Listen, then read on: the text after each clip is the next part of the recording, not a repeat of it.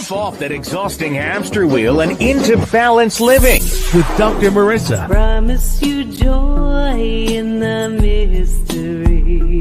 Dr. Marissa, also known as the Asian Oprah. Her mission, to be a beneficial presence on the planet. Her purpose, to be your personal advocate to live, laugh, love, learn. Her life motto, don't die wondering. Take back your life with Dr. Marissa Pay. You mind saying your name and spelling it? Sure. My name is Eric, E-R-I-K, Scott, Captain 2, paramedic for Los Angeles City Fire Department. Thank you. Strength of the World Trade Center, that trident piece. It also symbolizes survival and hope. And we hope many people will continue to be able to do an act of kindness for one another and be able to really converge together like we saw in 2001. And it's a time to remember and reflect upon that. And it's not just the 343 firefighters. I mean, that means a lot to us because of our chosen profession, but nearly 3,000 people had died. We received this in 2003, just 2 years after the attacks, by a gracious donor, Mr. Jeffrey New, and a few other talented individuals. And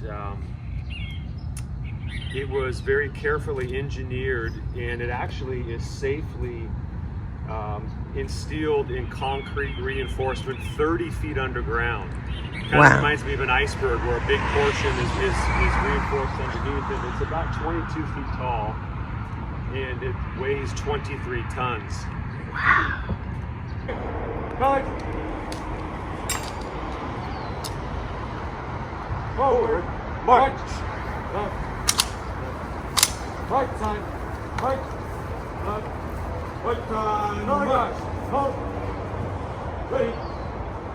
Today also serves as a day of remembrance of the lives lost in New York City, the Pentagon, and Flight 93 in Pennsylvania. Pasadena, we just went through a beautiful sunrise ceremony honoring 9/11. You can see the flag in the background now at half-mast. And, of course, I find some interesting people afterwards to give me a soundbite. Could you introduce yourself and tell me why you're here? Yes, my name is Rick Nordstrom, and I'm here to honor those first responders and professionals that gave their lives so heroically on September 11th. It's a good remembrance here in Pasadena that it all counts. Yes. We have to keep remembering what happened, and so that it never happens again. Absolutely. Now, you're also an important person with the Rose Bowl. So what's going on? Are we going to be able to have another parade, or what's going on? Definitely going to be a parade, yes. I'm on what's called the Queen and Court Committee, and today we start the selection process for the Royal Court for the Tournament of Roses parade. Beautiful. Well, I've never been, but I've been invited, so I'll see you to cover that event. You have to go. It's something you have to see live. I heard. It's not the same on TV because you can't smell the flowers on TV. Right, that's true. And I got used to getting up really early this morning, right? Yeah. So, well, thank you so much. Thank you for coming out. Absolutely.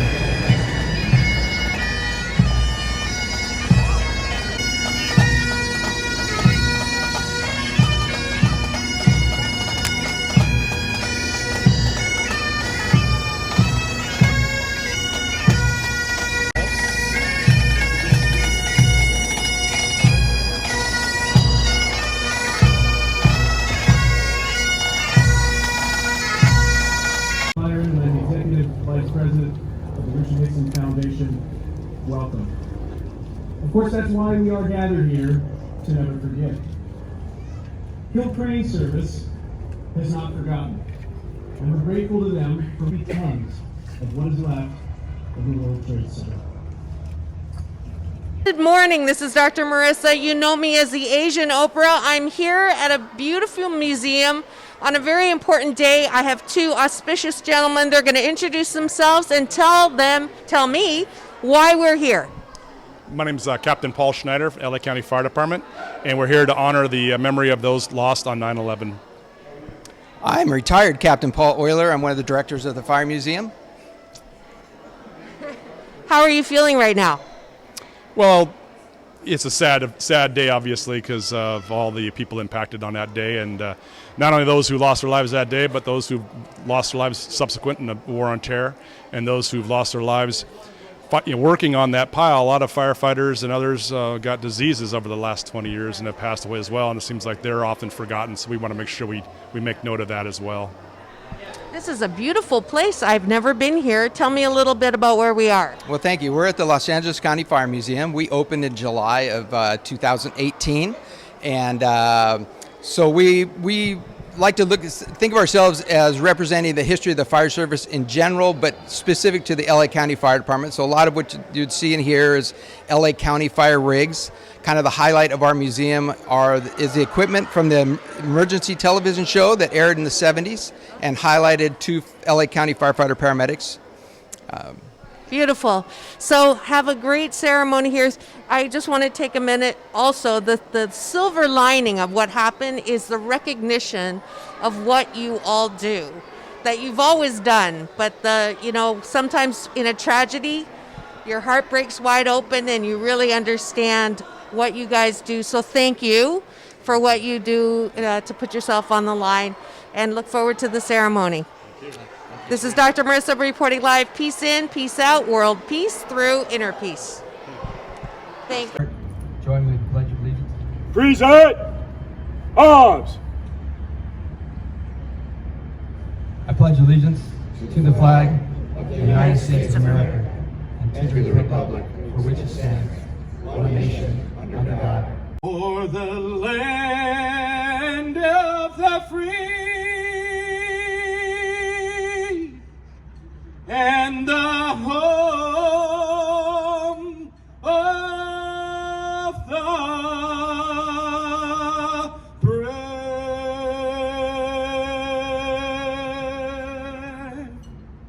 Order, arms. Right, face. Forward, march. Two planes hit the World Trade Center,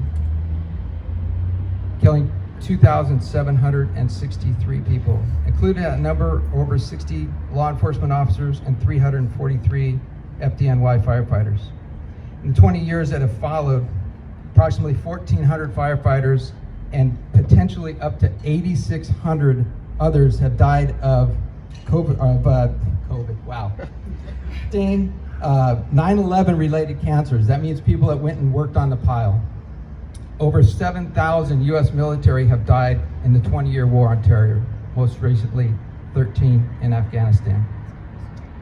During the days, weeks, and months that followed 9/11, approximately 800 LA County firefighters organized themselves into small groups and traveled to New York. We didn't go to work the pile, we didn't go to work fire stations. We went on our own time, paid our own way. We went to funerals, we visited fire stations, we drank beer with our brother firefighters, we laughed and we cried. These days, we call that peer support. The personal experiences that I and those who went there to attend funerals experienced. I know Paul experienced the same things. I went there in November of 2001 with a friend of mine who was a squatty partner on Station 164. And we spent just the weekend there, and we attended 5 funerals and in that time period. And the things that really struck me, obviously, the enormity of the tragedy, but the people of New York and the New York firefighters that we actually got to interact with. We arrived in New York, got a list of services to attend, and we start going to those services, and we try to maintain a low profile. But no matter wherever we went in New York, being dressed as a firefighter, we were approached on the streets, we were thanked, we were held, people cried It was amazing. It's so hard to convey. It's entitled Brothers, and like I said, it's set up as a prayer. And I have never been able to read this in 20 years without having to stop. So please bear with me. It says, Lord, keep them to fight a fire, just wanting to do their part. They ran in as others ran out. Of their great courage, there is no doubt. Like all firefighters, they were fun-loving and proud, and wherever they went, it was sure to draw a crowd. They came to work that day, both brave and proud. What hell would rain down, no one could have foretold. The brothers we lost are safe in your arms. No longer can evil do them harm. I pray for those of us that have been left behind. We no longer hear their laughter and jeers. We will only shed tears. I pray for the wives, children, mothers, for the fathers, friends, sons, and brothers. As we walked on the ground where our brothers fell, it looked like a scene straight from hell. The ashes, dust, and rubble we know as the pile. The smell and the smoke is really quite vile. We walk softly and speak little and low, while the sounds of trucks, claws, and cranes fill the air. Our brothers still work where no others will dare. Our eyes fill with tears at the horrors we see. Our comfort comes only from our faith in thee. Why you chose to take in this way, we will never know. Why children will have no fathers, wives will have no lovers. Why fathers and mothers must bury their sons. Why axes, irons, ladders, and hoses will no longer be held, only you know. We are proud of their courage and marvel at their bravery. We have faith that they are in heaven above. Their lives may be taken, but never their love. We know they are with us on every job that we fight. Their memory gives us courage to carry on with all of our might. We pray for the ability to bear your tasks. Your love and forgiveness is given. We don't even have to ask. To be their brother firefighters, we are honored and proud. And I resolve before you to shout the praises aloud. God, make me a better husband, father, brother, and son. Help me to continue the work that still needs to be done. Because I'm a firefighter, Lord, and my final bell has not rung. Amen.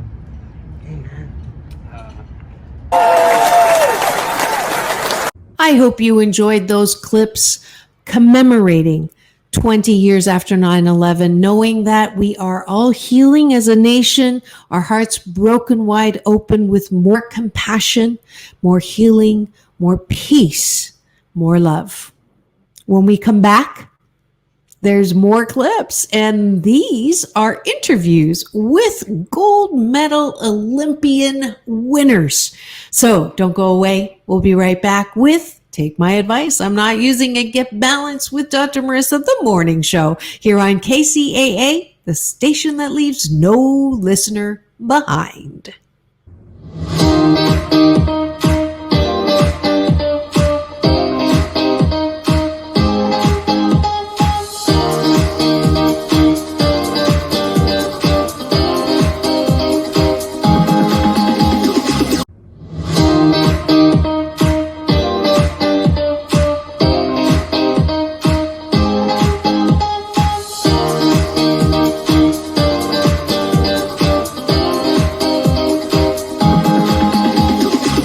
Take back your life with Dr. Marissa Pay.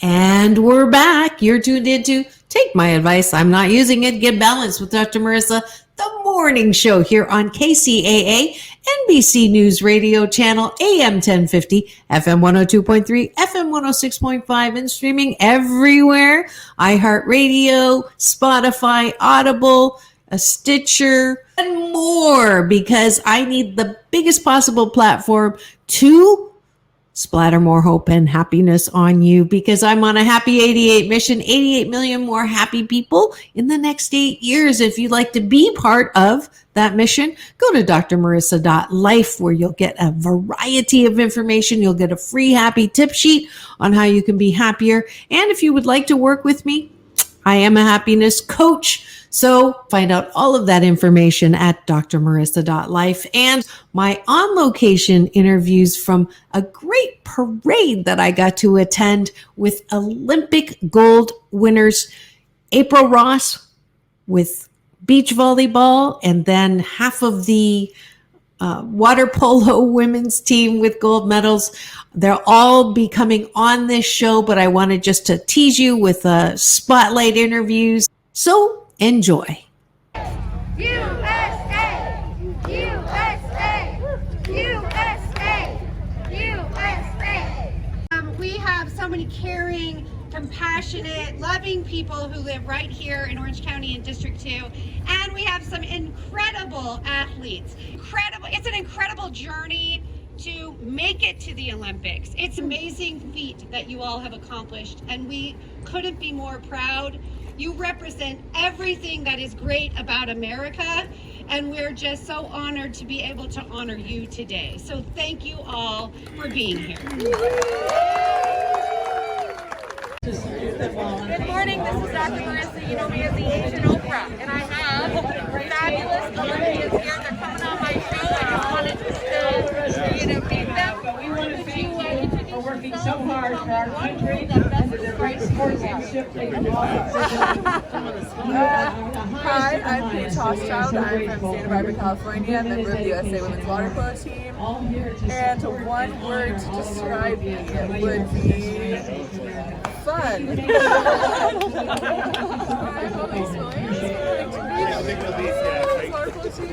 I want to also take a moment to thank the Noble Heart Foundation. I'm Kaylee Gilchrist from Newport Beach. I am also fun. Music tribute to fallen heroes. I'm Maddie Musselman from Newport Beach, and I'm creative. Melissa Seidemann, originally from Walnut Creek, California, and I am... And they're amazing dancers.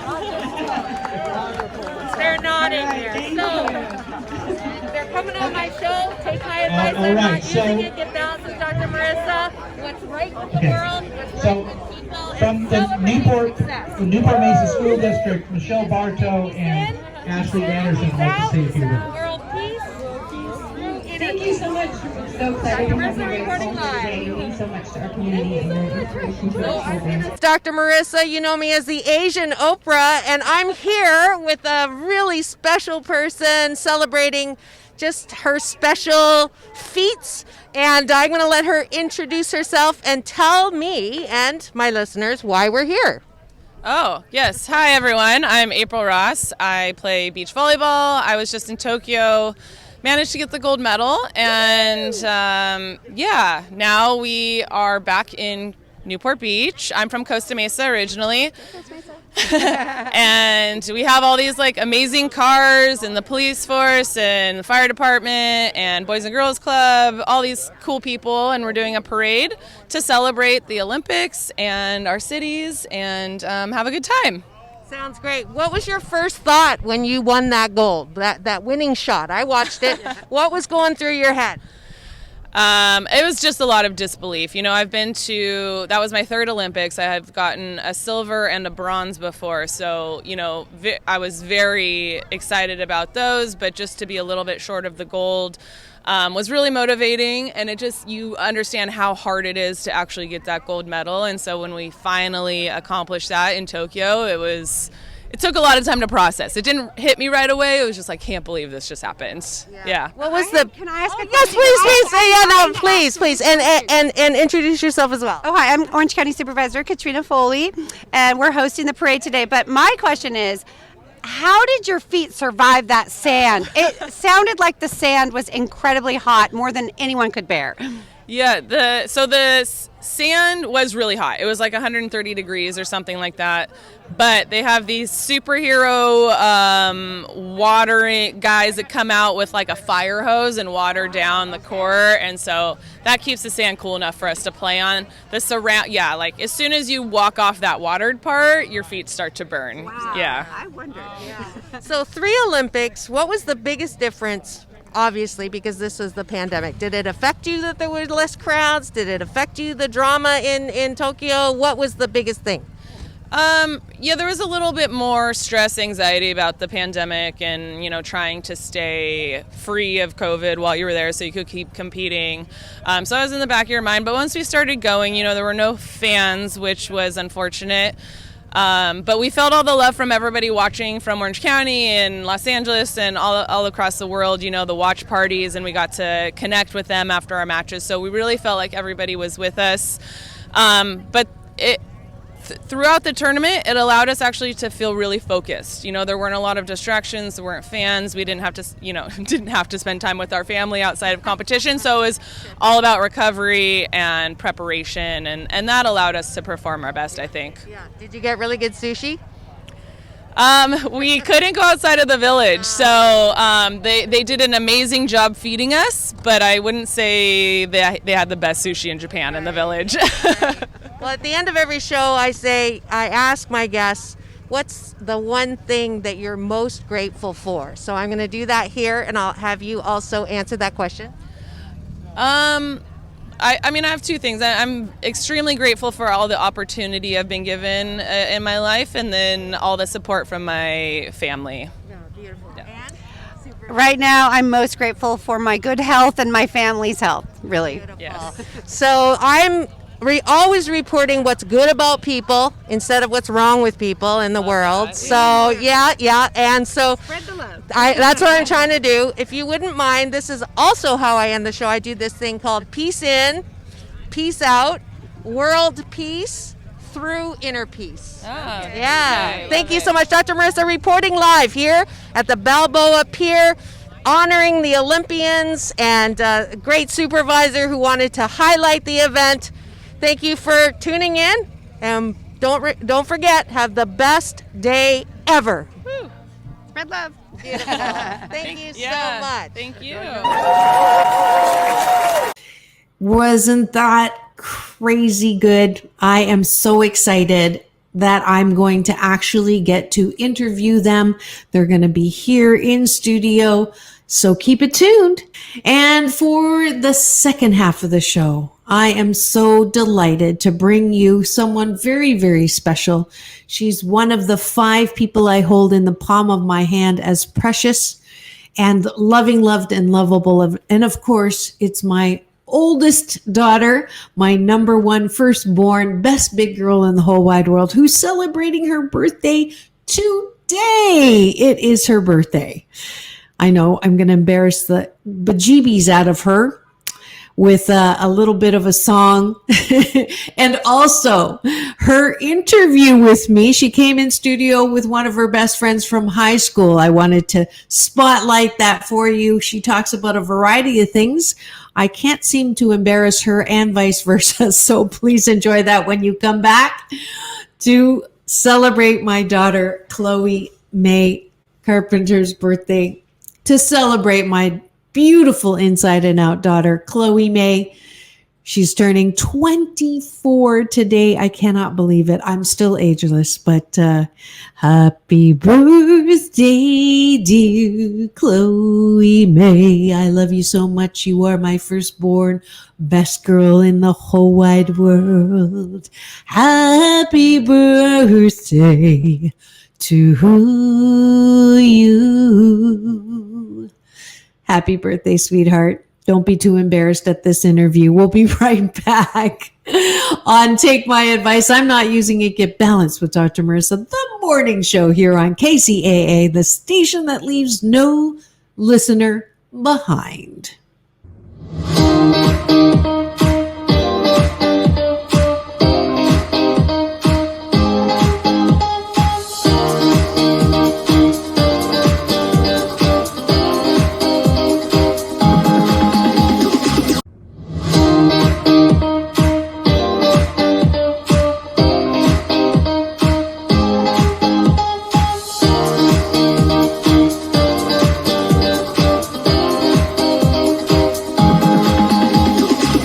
Take back your life with Dr. Marissa Pay.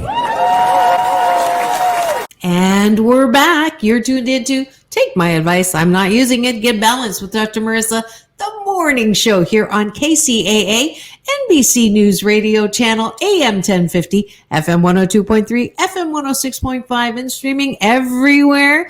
iHeartRadio, Spotify, Audible, a Stitcher, and of course, it's my oldest daughter, my number one firstborn, best big girl in the whole wide world, who's celebrating her birthday today. Don't be too embarrassed at this interview. So enjoy.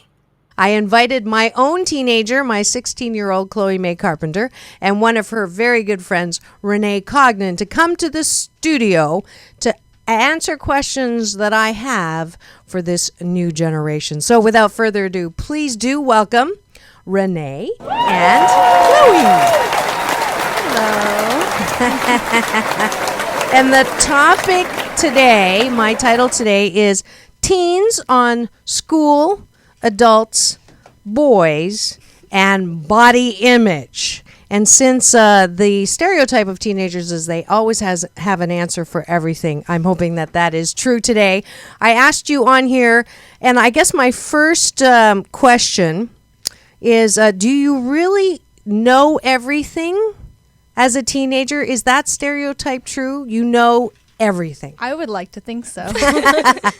Yeah, you act like you want like that. Renee, what do you think? Do you actually know everything? I think we want to. You want to. Why is that? I think we get a little bit scared with the fact that there's a lot of things we don't know. So maybe we try to act like we've got everything under control. So maybe it's an act to make you feel better. Sure. Okay. Well, I'm going to ask you some questions and see what you think about these following things that I actually have collected from my listening audience. So first interesting question is social networking. What is up with social networking and what is the payoff? Why does the world revolve around Facebook, Tumblr, Twitter, Pinterest? I don't even know the latest things. So what's up with social networking? I don't have any social media, at least right now. I used to, and I had some problems with people that were like not leaving me alone on it. So I deleted it all, and I'm glad that I did, but I think it was really hard. But I think it revolves more around social media than it should. At least for us. Yeah, definitely in the last 10 years or so, it's gotten really out of hand. Okay. So why are you on social? I know you are. So I'm constantly yelling at her because she takes over my phone and then I have to log out of hers. So why do you do what's the payoff of social media? I definitely think our generation abuses technology. I think it should be used for the fact technology and schoolwork, but I think we use it for more of a social aspect and more for like attention from other people. So you get approval with the thumbs up and the likes, or as I call it, I ask people to give me the finger. Actually, it's a thumbs up. But so the approval, so someone's validating you. Is that what you're looking for? Mm-hmm. Okay. Yeah, it's definitely a form of validation because I think a lot of us struggle with like self-validation, like we're not sure if our own opinion is good enough. So we look to others, especially like our peers, which is why social media tends to be like teenagers because we're still figuring out who we are. We want approval from other people. I had heard that all the bravado that teenagers show is actually a cover-up for how insecure you actually feel. How accurate is that statement? I definitely think social networking has a lot of anxiety to it.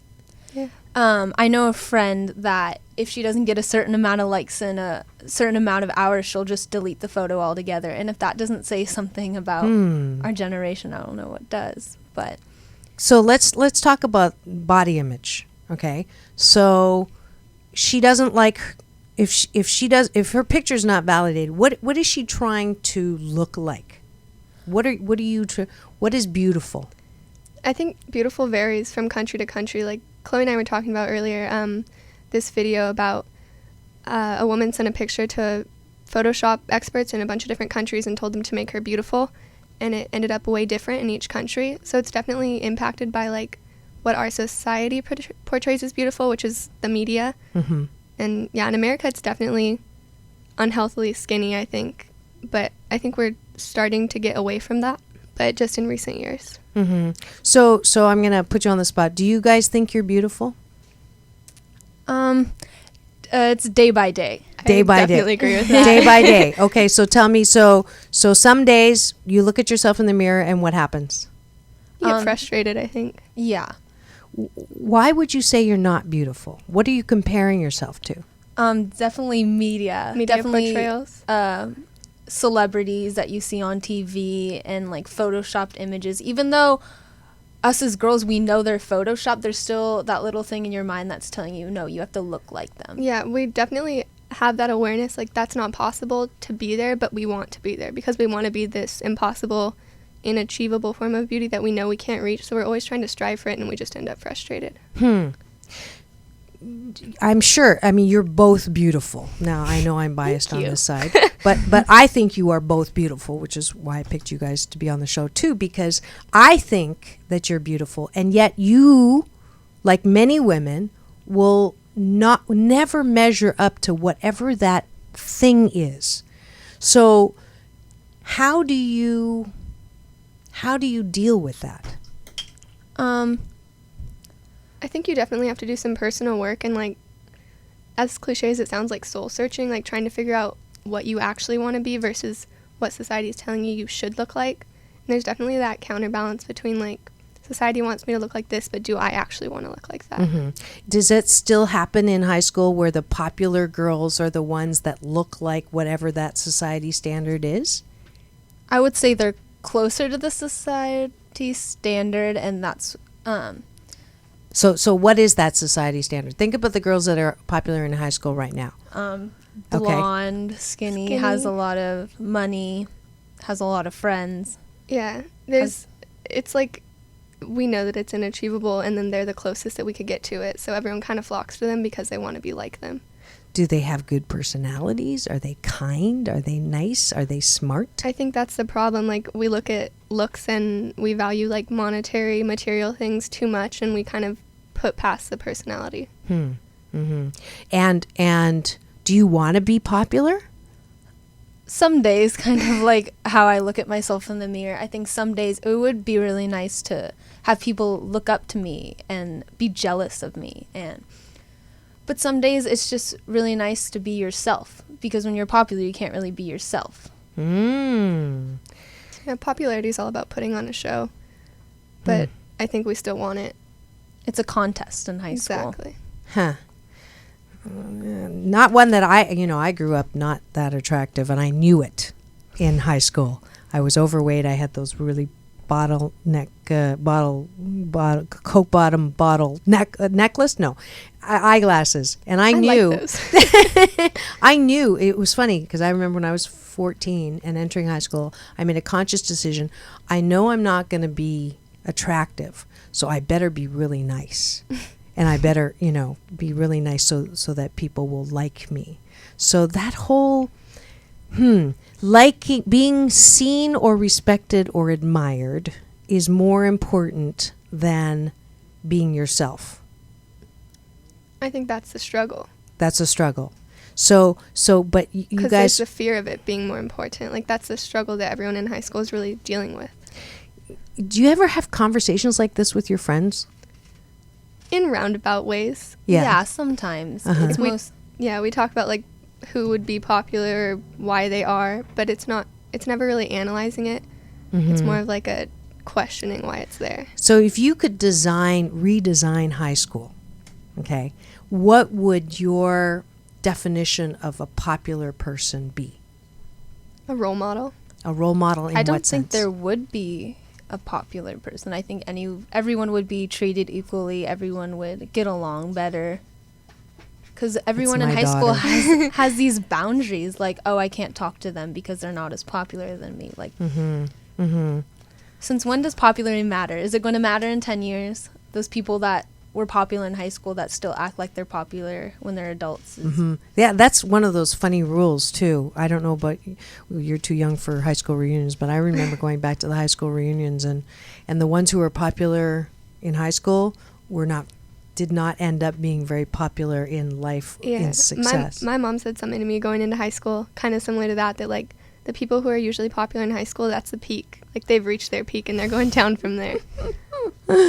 Yeah, well, again, we hope that everybody is peaked throughout their whole life, right? That's the goal. All right, let's talk about video games and that area of technology. Do you think it's, I've hear my older listeners say, it's ruining the minds of our young people. True, false? Personally, I don't know a lot of girls who play video games, but I do know of a couple, but it's mostly a boy thing, I think. Okay. I know it's an excuse to be antisocial. Interesting. Yeah. Why? Because it's just an excuse to stay home all day and play in another world that's not reality. Interesting. So that, really. You don't have to face your problems. You can just sit in front of the TV. And it seems like a temporary fix, but it's really making things worse. Wisdom from teenagers. What do you say when people tell you that there's going to be no more Social Security money? I don't think I've ever really thought about it. I think it definitely is something that should be done now, in a sense that I'm not going to realize it until I'm older and when I don't have retirement money, and I'm going to be like, why didn't I figure this out earlier? Okay. But there's nothing you can really do about it now. At least not in our hands. Like, we don't really have any control over it. Exactly. Yeah. All right. So in that vein, what do you say when people tell you that you're the generation that is going to have a really tough time getting jobs? I say you're right. Okay. It is really upsetting because previous generations have grown up in a really, I don't want to say great economy, but better than ours. And I think that is unfortunate, but I think we should make the best of it. Okay. All right. And what do you say when your mom coaches people and says it really doesn't matter what the economy is like, and it really just matters that you are doing the best that you can, and that the right job and the right fit in the right situation is going to come about if you continue to plant your seeds? I think maybe that's sort of like our American dream that we're trying to get toward. Like, if you keep working, we want to believe that we can get there, and I'm sure we can, but it's hard to think about that when you're not there yet. It's easier to think about that when you've achieved it and you can say, like, yeah, like, these are the things I did right. But when you're starting out, you don't know what's right or wrong. Mm-hmm. So there's that fear factor again, that the unknown, that we probably don't give teenagers enough credit for. I know that I don't. All I see is the sass, and all I see is the talk back, and all I see is the bravado. But for people who throw their arms up at teenagers, maybe that is something that we can have a little more compassion towards. That beneath all of that pushback is the fear. And maybe, I know J.J. Bristow was my math teacher in grade 10, and he looked at me in the eye and he said, I know that you will succeed at everything that you put your mind to. And his words, I didn't realize the impact of his words until later on in life. So I'm going to say the same thing to you, Renee, and the same thing to you, Chloe, that you will, anyone who's watching, be able to achieve anything you put your heart to. Does that make you feel better? I mean, it's motivational. Okay, that's honest. Okay, next question. Why do teens seem to have more psychological problems than they used to? It definitely is media and definitely social pressure. Okay. I agree. Yeah. I think that, like what we were talking about earlier with body image and stuff, we definitely derive a lot of our problems from that, and we derive a lot of our psychological problems from, like, our environment. So what people are saying and thinking around us, like even our parents, like how our parent views themselves, that affects how we view ourselves. Say a little more about that. I definitely think parents don't understand how much impact and what they say and do affects us. Definitely. Like, even if your parent can be, like, completely supportive toward you, tell you look great and everything, and you're doing the best that you can, but if they're critical towards themselves, you definitely have a higher propensity, I think, to take that on yourself as well. Because that's your role model. Yeah. That's someone you look up to. I don't look the way you're looking at me right now, Miss Chloe May. I think that's a very important lesson. I certainly know that both as a coach, and I'm coaching several teenagers right now. And when I say, you're beautiful or you're smart, and they say, no, I'm not, and I say, where do you get that message from? Do your parents tell you that they're not, that you are not, and they say no, it's because they say that about themselves. Yeah. So that's a newer thing, and I know my daughter has been on my butt lately, absolutely trying to stop myself from criticizing myself in front of her. So thank you for that, even though I don't like it when you say it. All right. What's the most annoying thing that adults do? I think trying to act like teenagers or trying to be hip. Guilty. Okay. Why? You shouldn't try and force yourself upon your child in the sense that you're trying to get to know them better and trying to get on the same level as them. They're trying to figure out things for themselves. So you should also give them space, but at the same time be concerned about not just like physical health, but mental health. So how is a parent supposed to talk to you about mental health that doesn't turn you off? I think just let your child know that you're there to talk to them about it, and maybe let them know, like, if you're not comfortable talking to me, like, we can get you a therapist or whatever you might need, because sometimes it's like you feel the pressure, like, I have to be able to relate to my parents, and sometimes it's hard, you know? So that whole expression of my mom is my best friend, or, you know, I hang out with, you know, my parents, they're my best buddies, that's not so helpful? I think because teenagers are very tricky. We can hide a lot of mental issues and just put up this like guard around ourselves. But I think if your relationship is like too close to your parents, they still have to be disciplining. And so good to know. Yeah. Ammunition right there. Yeah, you have to have the perfect balance, which seems really hard to do, but I think communication is one of the most important things. Like, try not to leave anything in the dark. Even sex?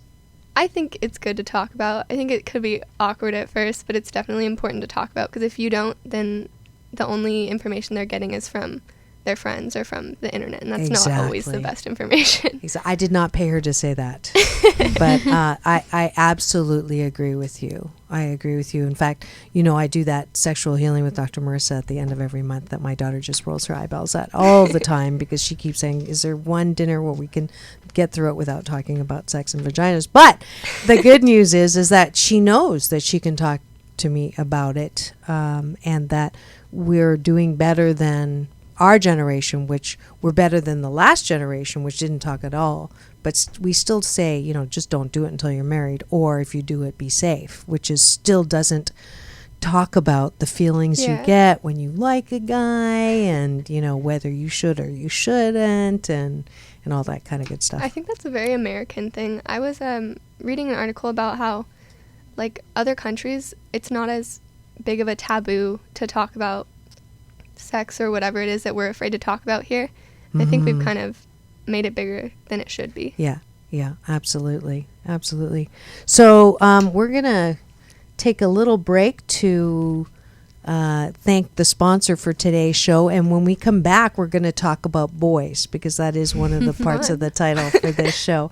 But if you've just tuned in, we are talking to two typical teenagers, Renee and my daughter Chloe, and you're listening to Take My Advice, I'm Not Using It, Get Balanced with Dr. Marissa. And today is a back to school special talking about what teens think about, what they're saying, and answering some Moose on the Table questions. And it's sponsored by actually me today. And we're going to, one of the things that I get to do is balance Tai Chi Gong. And I have a DVD out, and it is a moving meditation that promotes inner peace, one breath at a time. We'll be right back when you hear about the video. Welcome to Balanced Tai Chi Gong. We will be slow dancing with the universe in a moving meditation that promotes inner peace, one breath at a time. If you practice regularly, I can promise you that it will impact all health vortexes, body, mind, spirit, soul. You will be in a place of balance and inner peace, the way we were created. 谢谢. back. You're listening to Take My Advice. I'm not using it. Get balanced with Dr. Marissa. And I have our back to school special treat for you today. Today's show is about teens and what they think. And I have Renee Congdon and Chloe May Carpenter, also known as my beloved teenage daughter. How old are you, Chloe? 16 and going Renee, on 17. 16 going on 33. And Renee, you are 16. 16 going on 34. So thank you for joining me. And I promised that we would talk about boys when we got back from break. So tell me about boys. What do you want to know? So are you currently, do you have boyfriends right now? No. Okay. Have you had boyfriends before? Yes. Okay. And what do you think about this whole boy-girl kind of thing? Good, bad, indifferent? I think Complicated. Complicated in high school. Okay. Why is it complicated? Because no one's mature. Yeah, no one's mature. Okay. No one's reached their full mental capacity. Specifically boys. Specifically boys, considering they bloom later than girls do. Yeah, that's what the research says. And so tell me how they are not mature. Emotionally. How? I think. What do they do, say, what makes them immature? I think they don't think about how maybe the things that they say are going to affect people, especially girls, because as we've been talking about, everyone's a little bit insecure, especially when we're teenagers. So maybe they don't take that into account. Okay, so without naming names, if you could send teenage boys to school, okay, and what would you coach them to say and not to say? So without naming names, what are some of the insensitive things that they've said, and what would you like them to say instead? So boys, listen. Chloe. I just think overall they should be more respectful. Okay. Because I think today we live in a generation that's really concerned about sexual assault and rape. And I think it begins in high school. Like, that's where their minds, like, really start to open up to people sexuality. definitely joke about things like that shouldn't be joked about in high school. And they get this false sense that it's okay to joke about that's, like, an all right territory when it's not. Like, we are not dolls. We are not anything to play with. We're also human beings. With feelings and emotions. So sex is something that should not be taken lightly. Is that what I'm hearing? Yeah. Okay. So that if we're treading towards or we're going on that path, that you should be emotionally ready. When should a teenager start having sex? When should a boy and a girl start having sex? Not high school. Not high school. Why? Because I do have a lot of friends who've gotten out of high school, or I know a lot of stories about people who've had sex in high school and they say it was a really big regret. Why? Because they wasted it on someone that they didn't really love. And I think teenage boys especially joke around with love really lightly. They don't really understand what it is. They just think, oh, if you really like someone, you say that to them. Oh, and they don't really know Mean it. what they don't know what that means. I think it depends from person to person, but I definitely think you need to make sure that you're actually ready for it and you're not just doing things because you think everyone else is. But yeah, I agree. I think it's really difficult to make that decision, especially in high school. Yeah. Is it true that there's still pressure to do it in high school, to make sure you do it? It's not really pressure from everyone else. It's usually pressure from the guy. Yeah, I agree with that. Okay. So in general, or from what I'm hearing, most girls are not as ready to have sex as the guy is. Yeah. Okay. I don't think I've ever heard of a case where it was vice versa. Vice versa. But I definitely think another thing boys should know is not to focus on media. Like, they'll say, oh, that celebrity's so hot, but that's just a Photoshop picture of her. And I really think that they have this unrealistic mindset for what girls should look like. I agree. Like, oh, I'm not going to date her because her hair's too short. Or her smile, or her teeth are crooked and she has braces. But Okay, so that looksism that we talked about earlier, Mhm. everything's still so focused on Yeah. the looks, the outside. I don't think guys should comment as much as they do on individual people's appearances. So I think, well, first of all, it's not their business. Mhm. It's if it, makes you happy to look however you want to look, then that should be your thing. Mm-hmm. But I think that it's definitely like a pressure to do what, like, is this boy going to like if I dress like this? Mm-hmm. And I don't think that should be as evident as it is. Okay. Because if you think about in high school, when you're in the morning and you're putting your makeup on and your clothes on, like, who are you dressing for? Are you dressing for yourself, or are you dressing to impress the cute guy in your first period class? Uh-huh. Uh-huh. Okay. And who do you dress for? Me, obviously. Good. Yeah, you both have very interesting styles, and I like that it doesn't seem to be like what is in, and I appreciate that. Yeah, So who that- wants to spend $200 on what the girls in the magazines wear? Okay. Good. Smart kid. Yes, I hope you enjoyed that. There's pretty much nothing that we don't talk about at home. If you'd like to see the rest of that interview with my daughter, Chloe May, who is having a birthday today, September the 13th, then go to my YouTube channel, free subscribe there, as well as catch all of my other 520 something shows, including my red carpet playlist with interviews with Halle Berry, John Travolta, Quincy Jones, as well as my new short film called The New PPP, Post-Pandemic Possibilities. Enjoy it, because that's your birthright, to be happy 88% of the time. This is Dr. Marissa reporting live, reminding you that it's all about balance. Peace in, peace out. World peace through inner peace.